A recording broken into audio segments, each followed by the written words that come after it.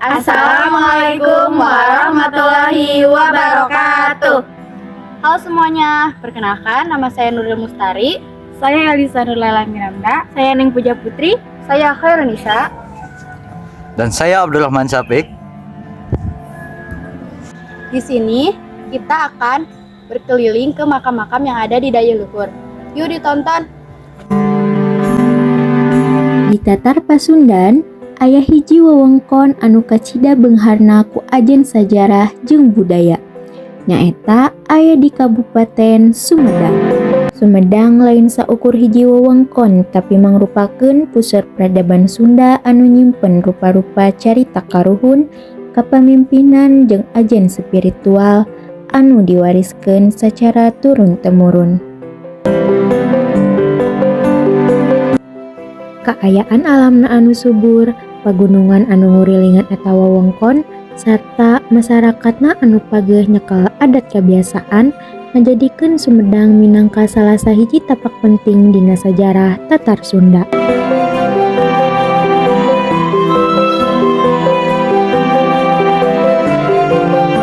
Salah sahiji wewengkon di Sumedang anu miboga peran kacida pentingna nyaeta aya di Desa Daya Luhur anu perenahna di Kecamatan Ganeas, Kabupaten Sumedang.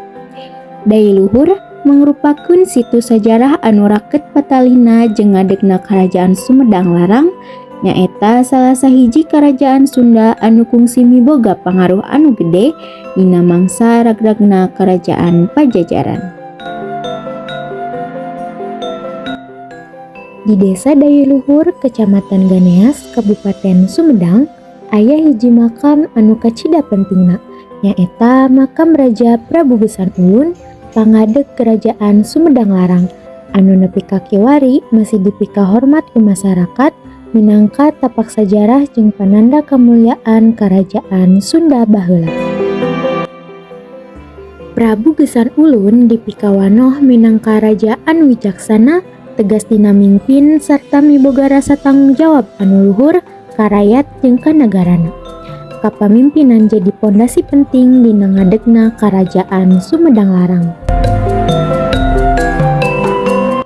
Samemeh nepi ka makam Prabu Gesan Ulun, aya oge makam Ratu Harisbaya, garwa anu satia sarta miboga peran anu kacida pentingna dina lalampahan sajarah Sumedang Larang.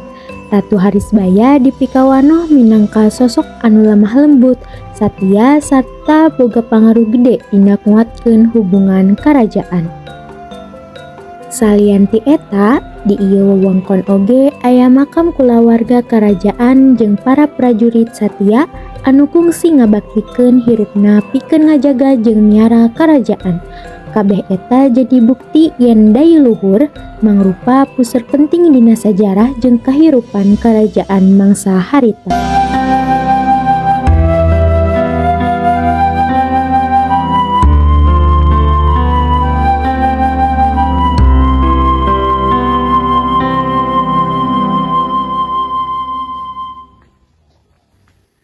Rada jauh tidinya, Daya Luhur oge nyimpen carita ngeunaan tokoh anu kacida dipika hormatna, nyaeta Sang Hyang Hawu, anu ku masyarakat leuwih dipika wanoh minangka Mbah Jaya Perkasa. Anjeunna mangrupa panglima sakaligus tokoh spiritual anu miboga kesatiaan, kawani, sarta kawijaksanaan anu luhur. Jaya Perkasa mah kawitna ti Kerajaan Siliwangi Pajajaran. Jaya Perkasa mah dina carita anu diwariskeun, Mbah Jaya Perkasa disebutkeun miboga peran penting dina ngajaga wibawa Karajaan Sumedang Larang. Dina hiji mangsa, anjeunna milih ngalakonan tapa jeung semedi, tuluy ngahiang ninggalkeun raga sarta nganyesakeun hiji tongkat minangka tanda pamungkasna.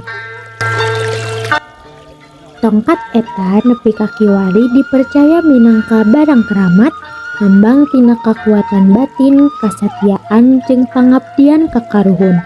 Carita ieu geus jadi bagian tina ajen spiritual masyarakat Daya Luhur anu ngagambarkeun raketna hubungan manusia jeung Nu Maha Kawasa oge jeung alam sabuderanana.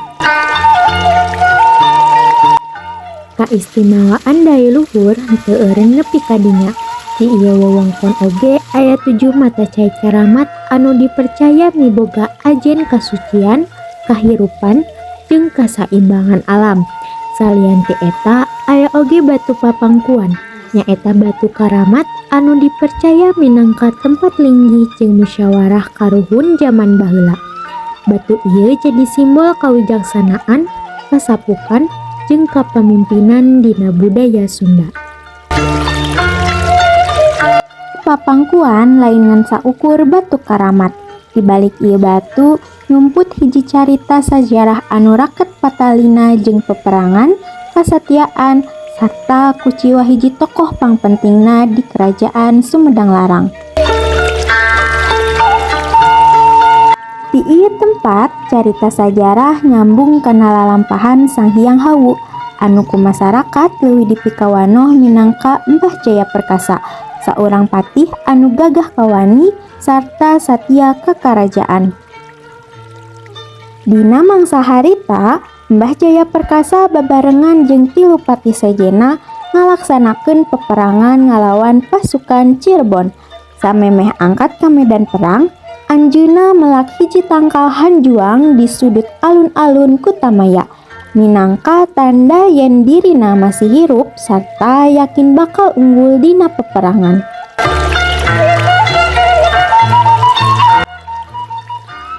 Peperangan lumangsung kacida seungitna.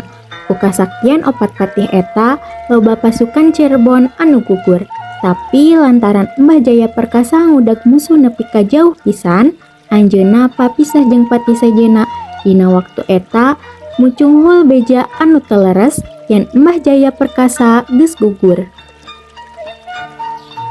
Ngadangu eta beja kitu, Prabu Gesan ulun ka Cidarewasna.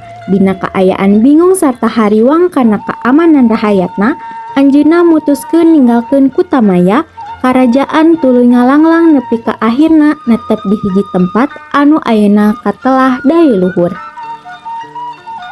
Sabada kaayaan aman, Mbah Jaya Perkasa mulang deui ka Kutamaya nalika ningali karajaan geus kosong sarta tangkal hanjuang tumuwuh subur, anjeunna kacida kuciwa jeung ambekna. Didinya anjeunna ngadalkeun sumpah jeung sabaraha pamali pikeun turunanana. Nah, salah sahiji pamali anu kacida kasohorna nyaeta larangan make kain batik asal Jawa pikeun saha wae anu rek nyekar ka makamna. Pamali ieu lain saukur ngeunaan pakaian, tapi minangka lambang kuciwa kana kakawasaan anu dirasa teu ngahargaan pangabdian jeung pangorbanana. Saenggeus ngedalkeun sumpahna, Mbah Jaya Perkasa ngaleungit secara gaib di puncak Gunung Rengganis ninggalkeun hiji batu nangtung anu nepi ka ayeuna dipercaya minangka batu keramat. Sedengkeun Prabu Gesan ulun neruskeun ngolah karajaan daya luhur nepi ka akhir hirupna. Kukituna daya luhur lain saukur tempat sajarah, tapi mangrupa roh budaya Sunda anu masih keneh hirup nepi ka kiwari. Dina ieu tempat urang diajar ngeunaan pentingna ngahargaan karuhun, miara alam sarta ngajaga warisan budaya sangkan tetep hirup pikeun generasi nu bakal datang.